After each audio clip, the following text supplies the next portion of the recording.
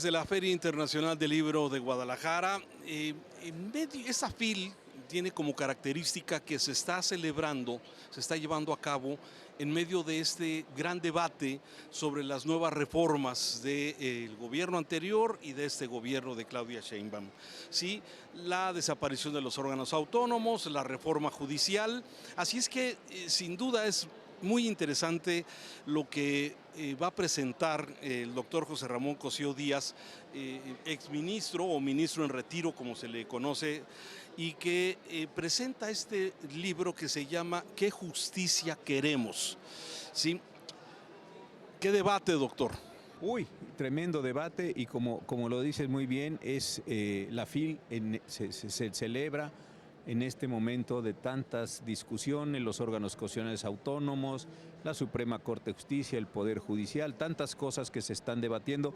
Y bueno, yo desde luego nunca pensé que el libro apareciera en este momento tan complicado, pero apareció aquí y muchísimas gracias por la oportunidad de estar con ustedes. A ver, aquí no lo he leído, pero estás planteando preguntas que todos nos estamos haciendo en este debate sobre la elección de jueces y magistrados y ministros mediante voto popular, sobre sus capacidades de los próximos juzgadores, sobre los límites con los derechos humanos y si estamos corriendo peligro de caer en una dictadura o no. Lo planteas en este libro.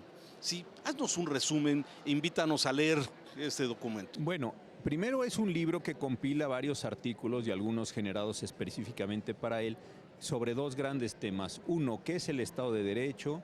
¿Cómo debe funcionar? ¿Qué se debe hacer con él? ¿Si está bien? ¿Si está mal? Y dos, ¿qué está pasando hoy y para bien y para mal con las transformaciones de la justicia mexicana? Los amigos de la editorial Trilla hicieron un trabajo espléndido de edición, le dieron una continuidad a los artículos, se hicieron algunas modificaciones y me parece que logramos un libro de fácil acceso, no un libro simplificado porque los problemas son muy serios, pero un libro de fácil acceso para que muchas personas puedan comprender algunos de los elementos, de los parámetros de la discusión que estamos teniendo. Entonces, el primer gran tema es Estado de Derecho. ¿Por qué es importante el Estado de Derecho? ¿Qué nos pasaría si no tuviéramos un Estado de Derecho? Porque a pesar de toda la mala prensa que tiene el Estado de Derecho, es un único medio para lograr cierta convivencia racional, cierta convivencia pacífica entre nosotros. Y en segundo lugar, ¿por qué sí son importantes las instituciones judiciales?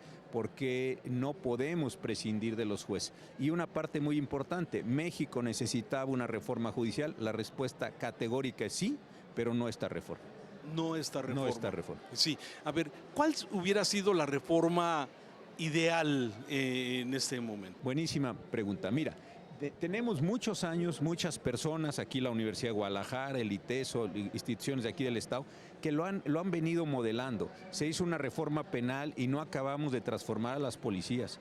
No tenemos buenos servicios periciales, no tenemos una policía científica. Los ministerios públicos no tienen las capacidades técnicas, no es un problema de las personas únicamente, de capacidad técnica. En el lado de los jueces, los procesos siguen siendo largos. No hemos podido transitar, que está establecido ya en la Constitución y las leyes, hacia los modelos de justicia oral.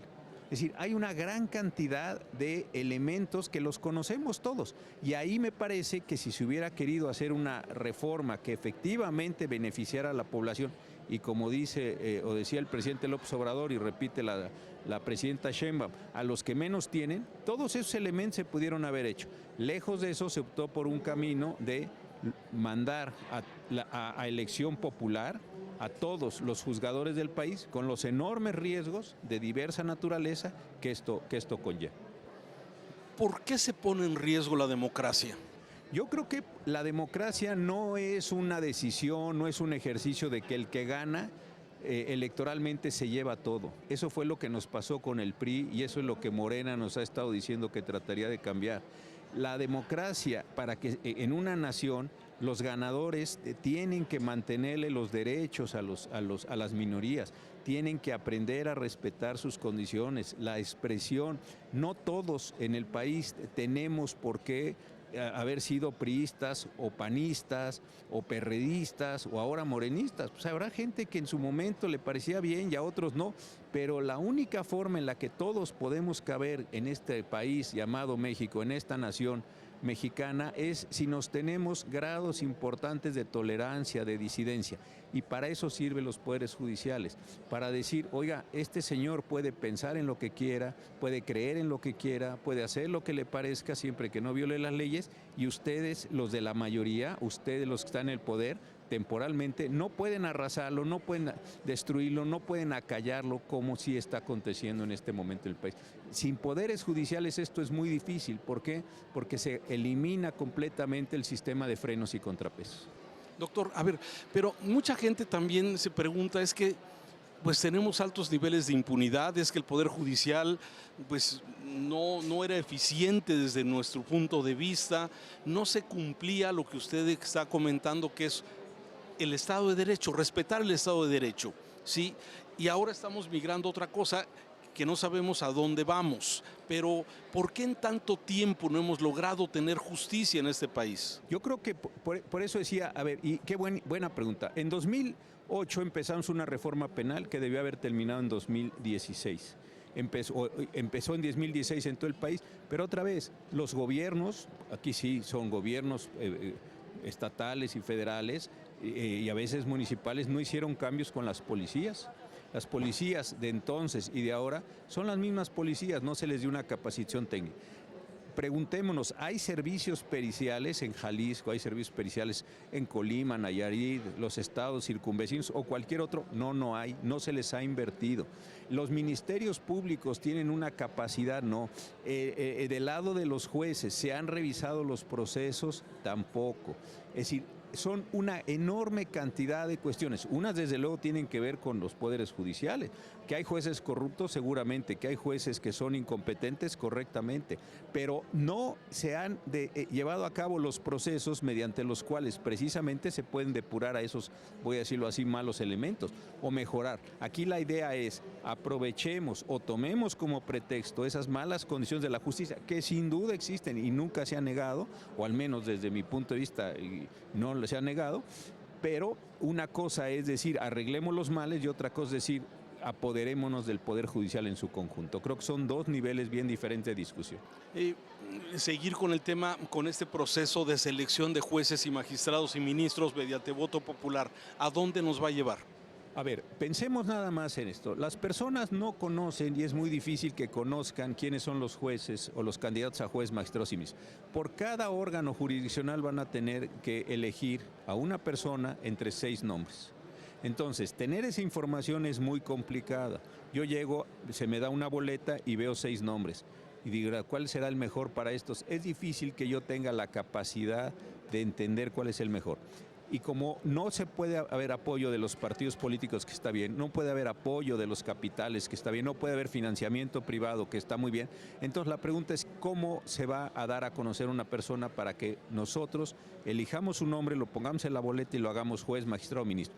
Yo creo que aquí va a haber mucha influencia de la delincuencia, de los grandes capitales, de los abogados y sus despachos, y también me parece que puede haber de potencias extranjeras o del propio movimiento político de Morena y sus aliados en una gran operación política que la desarrollan muy bien. Entonces me parece que al final los jueces van a quedar atrapados en una red donde van a tener que acatar, que obedecer las instrucciones de quien los haya ayudado a llegar al cargo, pero no así de las personas que en su momento hubieran votado ni siquiera por ellas. Y ahora también inclusive, si una persona sale y hace campaña y ofrece cosas que no están en la ley, por ejemplo, a los ladrones les cortamos la mano, como dijo alguna vez un candidato a la presidencia de la República, ¿ese juez va a acatar la ley o va a acatar la oferta que le hizo un electorado que entusiastamente votó por él porque por las condiciones de desesperación que tiene el país le parece bien que le corten las manos a las personas?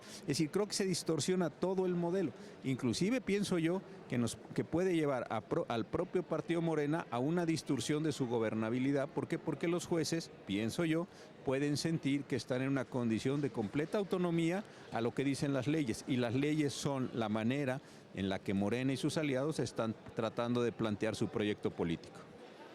Con su experiencia, doctor, ¿hacia dónde vamos?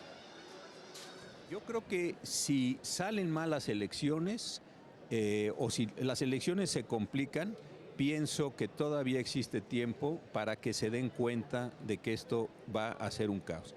La señora Tadei les ha pedido, y el INE, ella como presidenta, pero el INE, un presupuesto de 14,000 millones de pesos, que le dijeron que no se lo van a dar.